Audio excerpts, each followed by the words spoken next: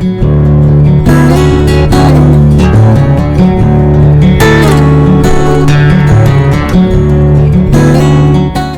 everyone, you're welcome to the Open Heavens by the Redeemed Christian Church of God, Oklahoma City. The Open Heavens Daily Devotion is written by our Daddy in the Lord, Pastor E.A. Adeboye, and today is the 30th day of July. Our topic today is the mark of the Lord Jesus. The marks of the Lord Jesus Christ. Before we continue, let's say a word of prayer. In the name of Jesus, Heavenly Father, we thank you, O God, for your presence in our midst. Lord, we ask, O God, that you speak to us in a language we understand. Open our eyes to behold wondrous things out of your love for Christ's sake. Amen. So our topic today is the marks of the Lord Jesus. And our memory verse is taken from Galatians chapter 6 verse 17. It reads, "From henceforth let no man trouble me, for I bear in my body the marks of the Lord Jesus." And our text is taken from the book of Titus chapter 2 verse 11 to 15. It reads, "For the grace of God that bringeth salvation has appeared to all men, teaching us that, denying ungodliness and worldly lusts, we should live soberly, righteously, and godly in this present world, looking for that blessed hope and the glorious appearing of the great God and our Savior Jesus Christ." Verse 14. "Who gave himself for us, that he might redeem us from all iniquity, and purify unto himself a peculiar people, zealous of good works." 15, the last verse. "These things speak and exhort and rebuke with all authority. Let no man despise thee." So this morning we're looking at the marks of the Lord Jesus Christ. So from where we read the memory verse from the book of Galatians chapter 6 verse 17, said, "From henceforth let no man trouble me, for I bear in me, in my body, the marks of the Lord." So if you notice, it says in my body, not on my body. So the marks of the Lord should be something that, those attributes and characteristics that should be in us, that should be seen in us as Christians, as children of God. Let there be a difference, let there be an evidence that this person of a truth, he or she is a child of God from you. Obviously, let our word be seasoned with grace and salt. So it's very, very important for us as children of God to bear in us, not just on us, but in us, the mark of Christ, just like Galatians stated it. So this morning, our daddy is letting us know that a mark can be described as an impression, a distinguishing trait or quality. Every genuine child of God bears some mark within them that identifies them as a child of God. The book of Romans chapter 8 verse 16 reads, the Spirit is a beareth witness with our spirit that we are the children of God." So these marks represents the quality, the traits, the attributes, the significance of a child of God. Let people see you and know that this person has the mark of God in him or her. The book of Galatians chapter 5 verse 22 stated those marks. It said, "For the fruit of the Spirit is love, joy, meekness, kindness, patience, kindness." All of those things, they should be seen in the child of God. A child of God should not live their life like an everyday kind of person. You should know that you are living a supernatural life. You are serving a supernatural God. Therefore, you should live a supernatural life. The Bible says, "By their fruits we shall know them." So that fruit is the mark of God in you. So what are the qualities, what are the attributes that should be found in a child of God? Number one is holiness. And that is letting us know that one of those qualities is holiness. That is saying that holiness which produces faithfulness and other Christian virtues. And the second quality is faithfulness. That is says that faithfulness is another hallmark of a Christian carrying the mark of Jesus. This results in our steadfastness in prayer, tithes and offerings, studying the word of God, our marital relationships, general human relations, and our service to God. God expects you as his child to be faithful to him, yourself, and others. So this that gave us a few qualities, a few marks that should be seen in the life of a child of God. He gave us holiness. We all know that without holiness, no man can see God. So you cannot claim to be a child of God and you're living in sin. You're enjoying sin. You're enjoying the company of the ungodly. The Bible says that we should not be unequally yoked with unbelievers. So if you are enjoying the company of unbelievers, of sinners. That means you should check your life. You're not bearing the marks of God. Then another mark our daddy gave us is faithfulness in paying your tithes. If you're not paying your tithes, you're living in disobedience. We all know what the Bible talks about tithe. Bring your tithe to my storehouse. Your tithe should be brought to God's house.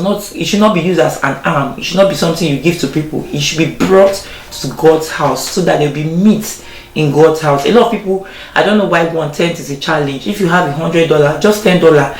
But some people can spend more than $10 and they don't even feel it.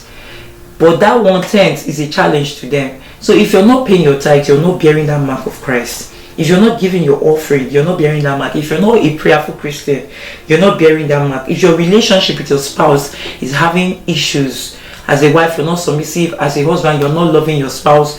It's a challenge, and you're not bearing those marks of Christ. Then we should also study the word of God. The Bible says, study to show yourself approved. The Bible says in Joshua chapter 1 verse 8 that this book of the law shall not depart from you. So if you're not studying the word of God, you're not bearing that mark. And we all know that when challenges come, it's the word of God in you that you can use to fight those challenges. Not the scripture, not the physical book you put under your pillow to sleep on. No, it's the word of God that is in your heart, that you've studied, that you have memorized, that you have eaten, that you have digested, that is going to stand against the fiery darts that the enemy is throwing against you.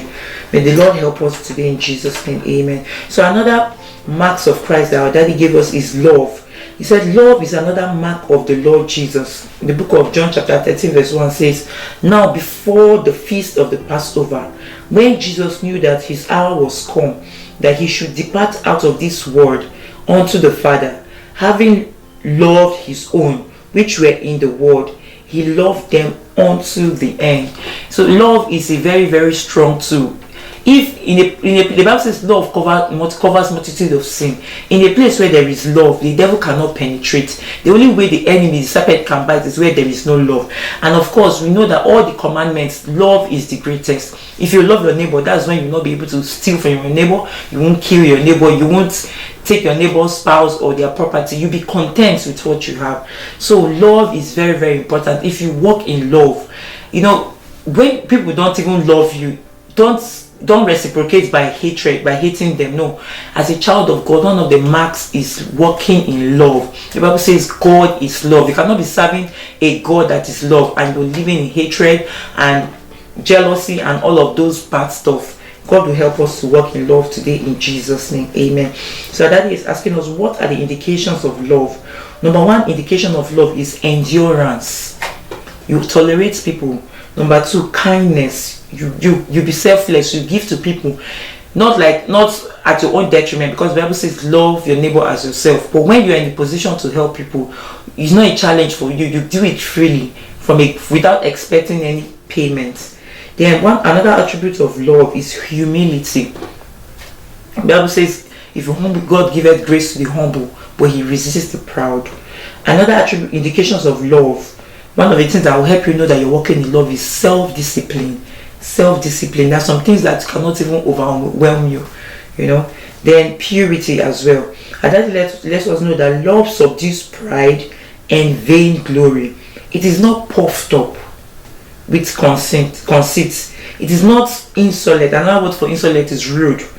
Neither does it despise others, trample on them, nor treat them with contempt and scorn. Love is selfless. The complete opposite of selfishness. Love is the complete opposite of selfishness. It cannot harbor malice, neither can it plan evil.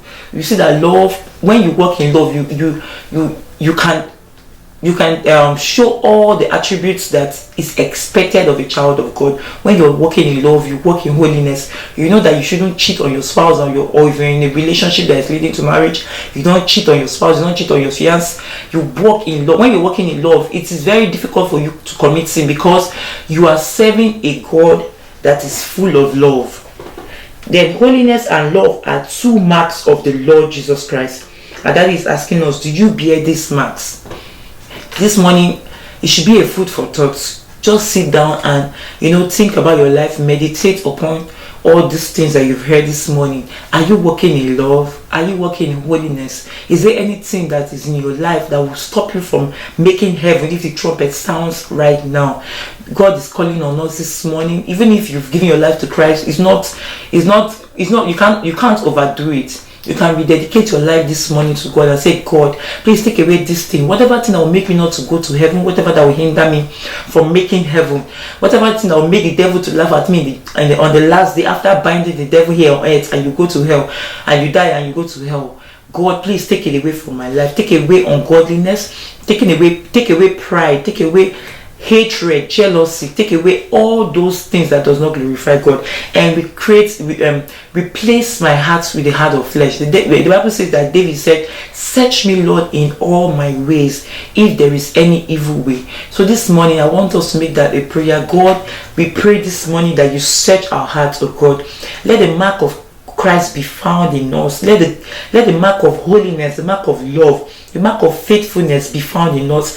Lord, help us to walk in righteousness, oh God, to love you daily in the mighty name of Jesus. We pray that you take away any form of sin, whatever thing that will stop us from making heaven. Let them be taken away right now from our lives, and we rededicate our lives back to you this morning. Use us as your vessel unto honor. For in Jesus' mighty name we have prayed. Amen. Thank you for watching, and we hope to see you tomorrow. Have a good day.